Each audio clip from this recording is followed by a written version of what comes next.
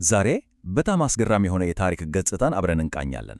በዚህ ማብራሪያችን በአራተኛው ክፍለ ዘመን ወደ ነበረ አንድ ታላቅ ሰባኪ እንጓዛለን። ጆን ክሪሶስተም ይባላል።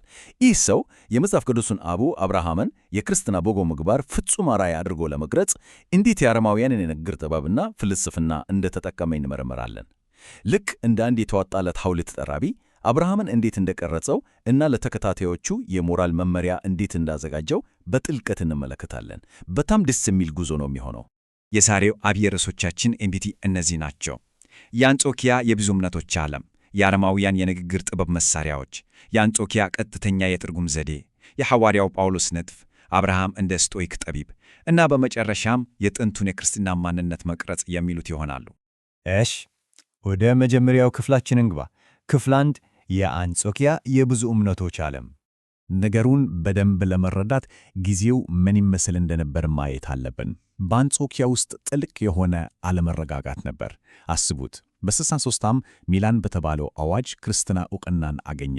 ከዚያ በ354 ጆን ክሪሶስተም ተወለደ። ወዲያው ደግሞ በ360 ላይ ንጉሠ ነገሥት ጁሊያን የአረማውያንን እምነት መልሶ ለማነቃቃት ትልቅ ሙከራ አደረገ። እንግዲህ ጆን ክሪሶስተም በ387 ስብከት ሲጀምር ዓለሙ እጅግ የተበጠበጠ እና ባህላዊ የበላይነትን ለማግኘት ከፍተኛ ፉክክር የሚካሄድበት እንደነበር ማየት እንችላለን። በወቅቱ በጣም የሚያስገርመው ነገር ቢኖር በአንጾኪያ ከተማ ውስጥ የነበረው የተጨናነቀ የሃይማኖት ገበያ ነው። ምን ያልነበረ ነገር አለ? የግሪኮ ሮማውያን አረማዊ ልማዶች ነበሩ። በጣም ጠንካራ የነበረው የአይሁድ ማህበረሰብ ነበር። የኒቂያ ክርስቲያኖች፣ የአሪዮስ ተከታዮች፣ አልፎ ተርፎም ተለያዩ ልምዶችን የሚቀላቀሉ አማኞች ሁሉ በአንድ ከተማ ውስጥ ይኖሩ ነበር። ታዲያ ይህ ሁሉ ግርግር የሃይማኖት መሪዎች የራሳቸውን ድንበር አጥብቀው እንዲከላከሉ እና ሥልጣናቸውን እንዲያጸኑ አስገድዷቸዋል። ሌላ ምርጫ አልነበራቸውም። ወደ ቀጣዩ ነጥባችን እንለፍ። ክፍል 2 የአረማውያን የንግግር ጥበብ መሳሪያዎች። ኤክስፍራሲስ። ይህ ቃል ምናልባት አዲስ ሊሆንብን ይችላል፣ ግን አንድን ጉዳይ ለአድማጭ ሕያው አድርጎ ለማቅረብ የሚያገለግል እጅግ ማራኪና ድራማዊ የሆነ የቃላት አገላለጽ ነው። አስገራሚው ነገር ምንድነው? የክርስትና መሪዎች በተለይም ክሪሶስተም የአረማውያንን እምነት ለመዋጋት የተጠቀሙት ከታላቁ አረማዊ መምህር ሊባኒየስ የተማሩትን የሆኑን የንግግር ጥበብ መሳሪያ ነው። ይህ ዘዴ ተናጋሪዎች በቃላት ስዕልን እንዲስሉ፣ ልክ እንደ ስዕል አይምሮ ላይ እንዲቀርጹ ያስችላቸዋል። እዚህ ላይ መምህሩን ሊባኒየስን ከተማሪው ክሪሶስተም ጋር ማወዳደር በጣም አስገራሚ ነው። መምህሩ ሊባኒየስ ተለያዩ እምነቶች በሰላም አብሮ የሚኖሩበትን ማህበረሰብ ሲደግፍ፣ ተማሪው ክሪሶስተም ደግሞ በክርስትና የሞራል እሴቶች ላይ ብቻ ያተኮረ ፍጹም የተለየ ሃይማኖታዊ አካባቢ እንዲኖር ነበር አጥብቆ የሚፈልገው። ዋናው ቁም ነገር ምንድን ነው? አንድ አይነት የንግግር ጥበብ መሳሪያ ለሁለት ተለያዩ ማህበራዊ ጉባኤዎች መዋሉ ነው። ይህ ማለት ልክ በአሁኑ ዘመን አንድ አይነት ቴክኖሎጂ ፍጹም ተቃራኒ ለሆኑ የፖለቲካ አመለካከቶች ማራመጃ እንደሚውለው ማለት ነው። አሁን ደግሞ ወደ ሦስተኛው ክፍላችንን ሂድ። ክፍል 3 የአንጾኪያ ቀጥተኛ የትርጉም ዘዴ። በዚያን ዘመን በሁለት ታላላቅ የትርጉም ትምህርት ቤቶች መካከል ትልቅ የአመለካከት ልዩነት ነበር። በአንደኛው በኩል በአንጾኪያው ትምህርት ቤት ዲዮዶር ኦፍ ታርሰስ በሚባለው መሪ በታሪክና በቃል በቃል ትርጉም ላይ ያተኮረ ቀጥተኛ ትምህርት ይመረጥ ነበር። በሌላኛው በኩል ደግሞ በኦሪጅን ይመራው የእስክንድርያው ትምህርት ቤት ነበር። እነሱ ደግሞ በምሳሌያዊ እና በተሰወሩ ምስጢራዊ ትርጉሞች ላይ ማተኮርን ነበር የሚመረጡት። ሴንሰስ ሊተራሊስ። ይሄ ጽንሰ ሐሳብ በጣም አስፈላጊ ነው።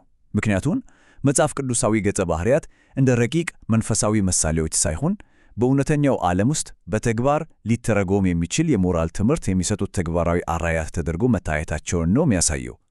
አብርሃንም ተታየው እና የተተነተነው ልክ በዚህ ተግባራዊ መነጽር ነው። ቀጣዩ ክፍላችንን እንመልከት። ክፍል 4 የሐዋርያው ጳውሎስ ንድፍ። 700 ሲደምር አስቡት። ጆን ክሪሶስተም አሁን በእጃችን ባሉት ጽሑፎቹ ውስጥ ብቻ አብርሃምን የጠቀሰው ከ700 ጊዜ በላይ ነው። ይህ ቁጥር አብርሃም ለክሪሶስተም ስብከቶች ምን ያህል እጅግ አስፈላጊ እንደነበር ነው የሚያረጋግጠው። የአንድ ግለሰብ ስም በዚህን ያህል መጠን ሲደጋገም በእርግጠኝነት ጀርባው ላይ ትልቅ ንድፍ አለ ማለት ነው። ክሪሶስተም ራሱ በአንድ ወቅት እንዲህ ይላል፣ እኔ ቅዱሳንን ሁሉ ወደለሁ፣ ነገር ግን ከተባረከው ጳውሎስ አብልጬም ወደው የለም። ለጳውሎስ የነበረው ይህ ጥልቅ ፍቅር ጳውሎስ ራሱ አብርሃምን እንደ ታላቅ የእምነት አባት አድርጎ ያቀርበው የነበረውን መንገድ ክሪሶስተምም አጥብቆ እንዲከተል አድርጎታል።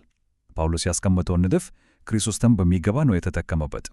እንግዲህ ይህን ንድፍ ይዞ እንዴት እንደሰራበት በክፍል 5 እናያለን። ክፍል 5 አብርሃም እንደ ስቶይክ ጠቢብ። የስቶይክ ጠቢብ ወይም የስቶይክ አርአያ ማለት ስሜቱን ሙሉ በሙሉ የሚቆጣጠር እና ፍቱም የሆነ የሞራል ውሳኔን የሚሰጥ ሰው ማለት ነው። ይህ ግሪካዊ የፍልስፍና አርአያ ስሜትን በማሸነፍ የሞራል ልዕልናን ለሚፈልጉት የጥንት ክርስቲያን መናኞች እጅግ ማራኪ ጽንሰ ሐሳብ ነበር። እናም አብርሃም የተቀረጸው ልክ እንደዚህ አይነት ፍጹም ጠቢብ ተደርጎ ነው። እዚህ ጋር ክላሲካል የፍልስፍና በጎነቶች በብሉይ ኪዳን አበው ታሪክ ላይ እንዴት በጥንቃቄ እንደተተገበሩ ማየት እንችላለን።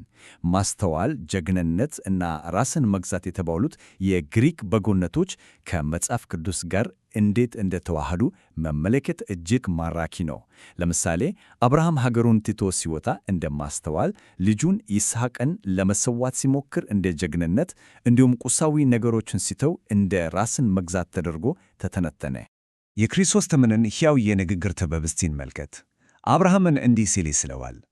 ሽበት ያወጣ ወገቡን ጣጥቆ በገዛ እጆቹ የሚቆፍርና የሚሠራ የአብርሃም ሕያው ምስል የሆነን ሽማግሌ ማየት ምን አይነት አስገራሚ ነገር ነው! ከእንዲህ አይነት ማሳ የበለጠ ምን የሚያስደስት ነገር አለ? እዩት እንግዲህ። ይህ አገላለጽ የጥንቱን መጽሐፍ ቅዱሳዊ ገጸ ባህሪ ወደ ላብ የሚያንጠባጥብ ጠንክሮ የሚሠራና በሞራል ጦርነት ውስጥ ወዳለ አትሌትነት ቀይሮታል። በመጨረሻም ወደ መጨረሻው ክፍላችን ደርሰናል። ክፍል 6 የጥንቱን የክርስትና ማንነት መቅረጽ። ታዲያ እዚህ ላይ አንድ ትልቅ ጥያቄ ይነሳ። በዚያ ዘመን በነበረው የሃይማኖት ገበያ ውስጥ የአብርሃምን ታሪክና ማንነት የራሱ አድርጎ መውሰድ ለምን ይህን ያህል ወሳኝ ሆነ? የአንድን ጥንታዊ አባት ታሪካዊ ውርስ የራሴ ነው ብሎ መከራከር ለማህበረሰቡ ሕልውና ወሳኝ የሆነበት ምክንያት ምን ይሆን? መልሱ አጭር እና ግልጽ ነው። አብርሃምን የራሱ ማድረግ ማለት የመጽሐፍ ቅዱሱን ቃል ኪዳን ታሪካዊ ውርስ የራሱ ማድረግ ማለት ነበር።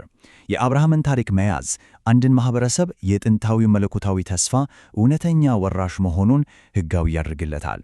ማንም ይህን ዕድል ሊያጣው አይፈልግም። ክሪሶስተም ይህንን አብርሃምን የመቅረጽ ሥራ ማኅበረሰቡን ለማጠር በሚገባ ተጠቅሞበታል። የስቶይክ እሴቶችን በመጠቀም ከአረማውያን ጋር ጠንካራ ድንበር አበጀ።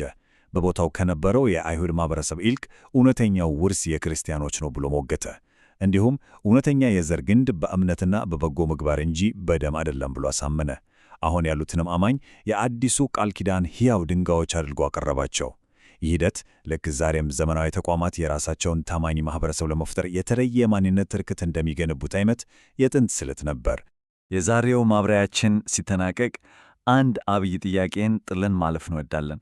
የጥንት ጀግኖች በየጊዜው በዘመኑ የባህልና የንግግር ጥበብ መሳሪያዎች የሚቀረጹ ከሆነ ዛሬ ላይ የምናያቸውን የሞራል አርአያዎች እየቀረጹ ያሉት የተደበቁ ማዕቀፎች ምንድን ናቸው? በእርግጥም በዘመናችን ያሉ ማንነቶችና ጀግኖች ዛሬም ቢሆን የዘመኑን ተወዳጅ የንግግር ጥበብ በመጠቀም የተሰሩ መሆኑን እናስተውላለን።